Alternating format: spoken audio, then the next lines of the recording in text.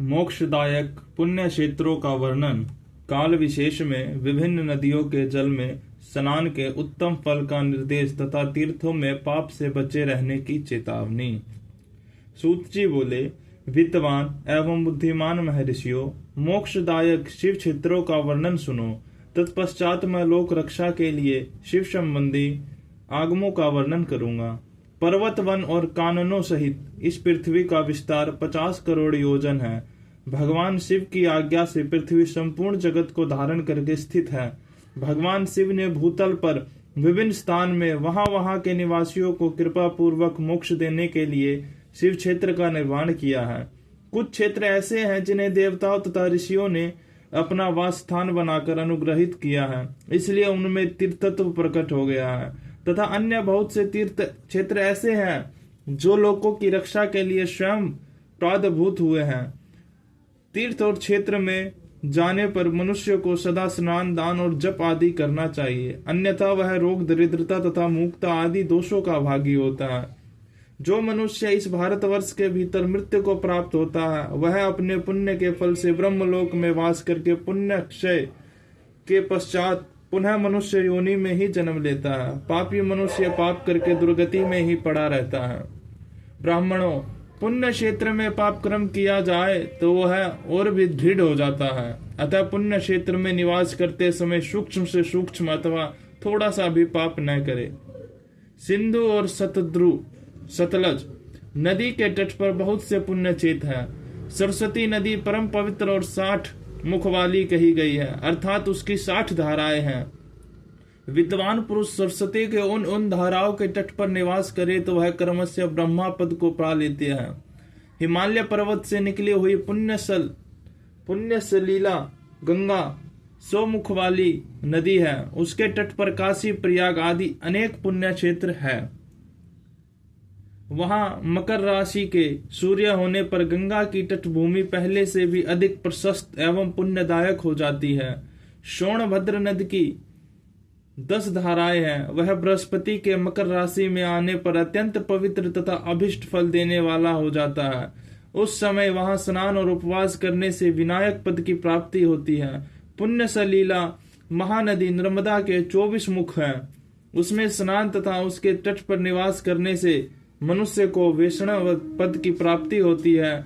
तमसा के 12 तथा रेवा के 10 मुख है। परम पुण्यमय गोदावरी के 21 मुख बताए गए हैं। वह ब्रह्म हत्या तथा गोद वध के पाप का भी नाश करने वाली है एवं रुद्रलोक देने वाली है।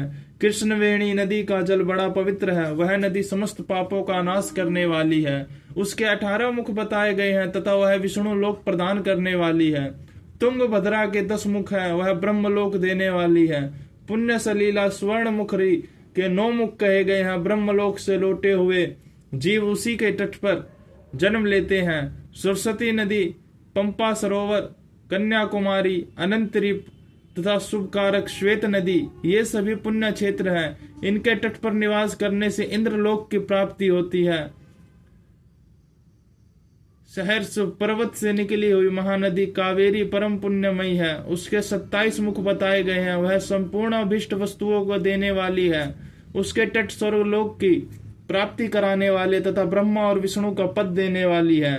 कावेरी के जो तट शिव क्षेत्र के अंतर्गत है वे अभिष्ट फल देने साथ ही शिवलोक प्रदान करने वाले भी है। नेमी शरण्य तथा बद्री का आश्रम में सूर्य और बृहस्पति के मेष राशि में आने पर यदि स्नान करे तो उस समय वहां किए हुए स्नान, पूजन आदि को ब्रह्मलोक की प्राप्ति कराने वाला जानना चाहिए।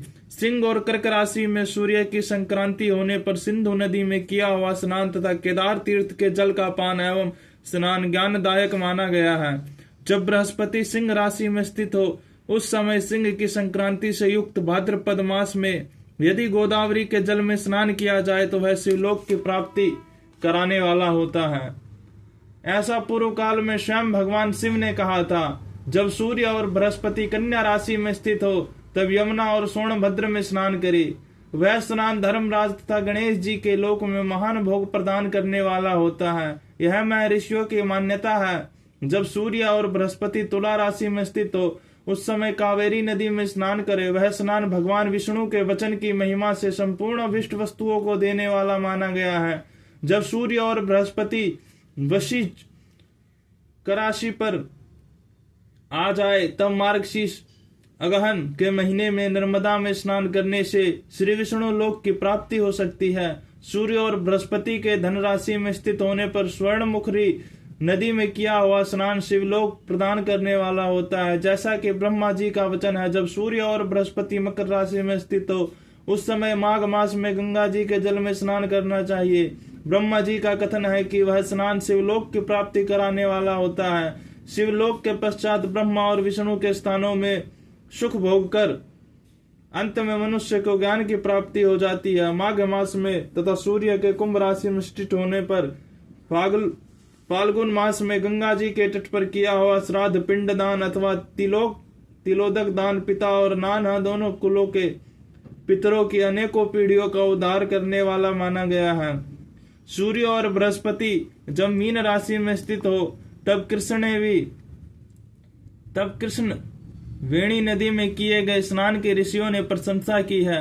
उन महीनों में पूर्वोत्तर तीर्थ में किया हुआ स्नान इंद्र पद की प्राप्ति कराने वाला होता है। विद्वान पुरुष गंगा अथवा कावेरी नदी का आश्रय लेकर तीर्थवास करे। ऐसा करने से तत्काल किए हुए पाप का निश्चय ही नाश हो जाता है। रुद्रलोक प्रदान करने वाले बहुत से क्षेत्र हैं।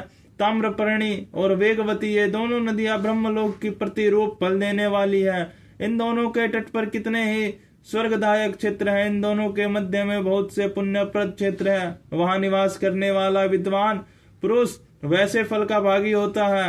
सदाचार, उत्तम वृत्ति तथा सद्भावना के साथ मन में दया भाव रखते हुए विद्वानों पुरुषों को तीर्थ में निवास करना चाहिए, अन्यथा उसका फल नहीं मिलता। पुण्य क्षेत्र में किया हुआ थोड़ा सा भी पुण्य अनेक प्रकार से वृद्धि को प्राप्त होता है तथा वह किया हुआ छोटा सा पाप भी महान हो जाता है।